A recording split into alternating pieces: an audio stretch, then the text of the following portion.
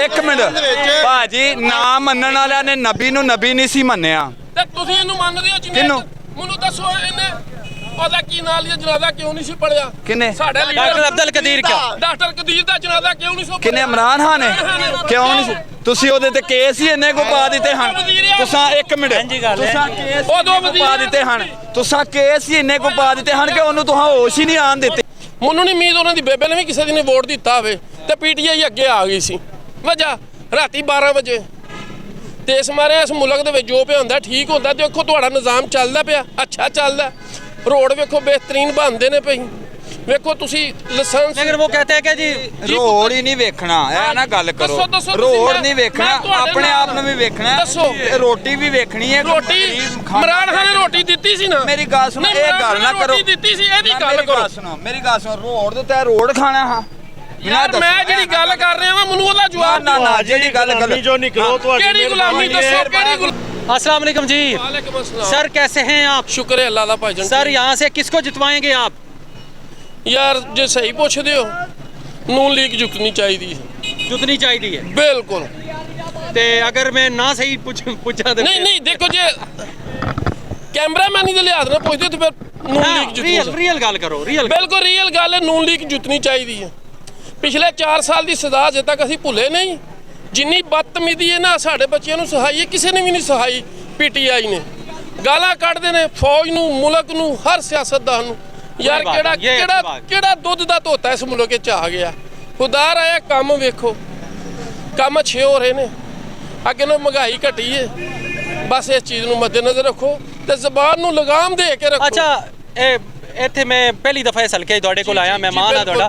ਲੋਕਾਂ ਨੇ ਮੈਨੂੰ ਇਹ ਗੱਲ ਕਿ ਚਾय पिलावा, बोतल पिलावा, बलात कर लो। बहुत जबरदस्त, बहुत जबरदस्त। आपका हो गया, आपका हो गया। मेरे को पीवो। सर हो गया, सर हो गया, सर हो गया।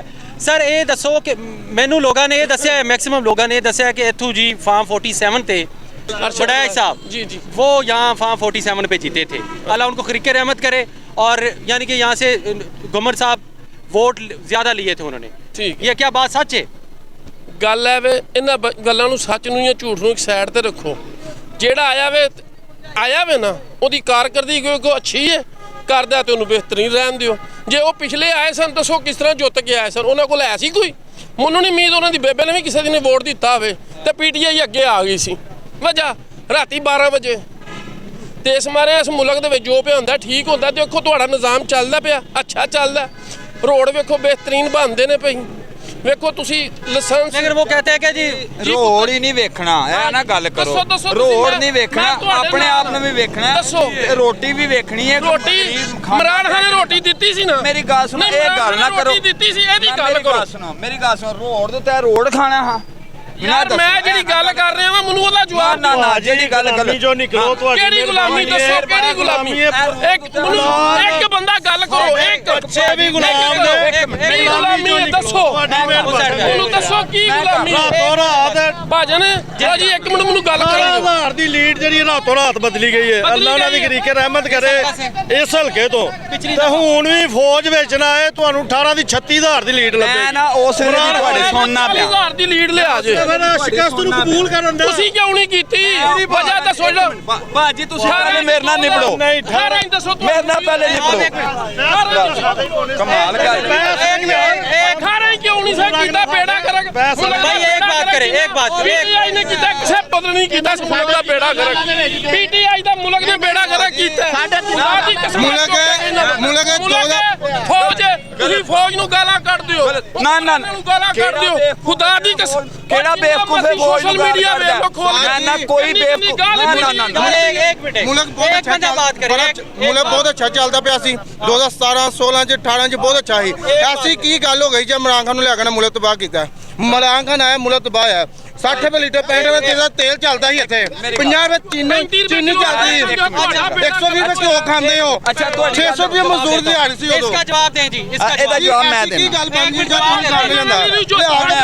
ਮੁਲਕ ਦੀ ਭਰਾ ਨਹੀਂ ਜਿੱਤਿਆ। ਕਿੰਨੇ ਸਾਰੇ ਮੁਲਕ ਦੀ ਮਾਂ ਨਹੀਂ ਹੈ ਇਮਰਾਨ ਖਾਨ ਨੇ। ਅਮਰੀਕਾ ਭੇਜ ਜਾਂਦਾ। ਇੱਕ ਮਿੰਟ ਅਮਰੀਕਾ ਕਹਿੰਦਾ ਤੁਸੀਂ ਉੱਥੇ ਨਹੀਂ ਜਾਂਦੇ। ਉਦੋਂ ਨਹੀਂ ਅਮਰੀਕਾ ਜਾਂਦਾ ਪਿਆ। ਉਦੋਂ ਤਾਂ ਸਾਰਾ ਕੁਝ ਸਹੀ ਚੱਲਦਾ ਪਿਆ ਸੀ। ਕਿਲੋ ਆਟਾ ਹੀ ਮਨਾਜ ਨੂੰ ਜੁੱਤੀਆਂ ਮਾਰਿਆ। ਇੱਕ ਵੀ ਅਸੀਂ ਮੈਨੂੰ ਗੱਲ ਵਹਾ ਦਿਓ। ਇੱਕ ਇੱਕ ਵੀ ਐਸੀ भाई ਗੱਲ ऊंचा ਵਿਖਾ नहीं ਦਿਓ। बोलो ऊंचा ऐसा बोलो ऐसा ਇੱਕ ਵੀ ਐਸੀ ਗੱਲ ਮੈਨੂੰ ਵਿਖਾ ਦਿਓ ਮੰਨਣਾ ਤੇ ਨਾ ਇੱਕ ਮਿੰਟ ਕੋਈ ਨਹੀਂ। ਇੱਕ ਵੀ ਮੈਨੂੰ ਐਸੀ ਗੱਲ ਵਿਖਾ ਦਿਓ ਜਿਹਦੇ 'ਚ ਜਾ ਕੇ ਉਹਨੇ ਇਹ ਗੱਲ ਕੀਤੀ ਹੋਵੇ ਕਿ ਸਾਡੇ ਮੁਲਕ ਵਾਸਤੇ ਕਰਕੇ ਇੰਜ ਕਰ ਦਿਓ ਫਲਾਣਾ ਕੰਮ ਕਰ ਦਿਓ।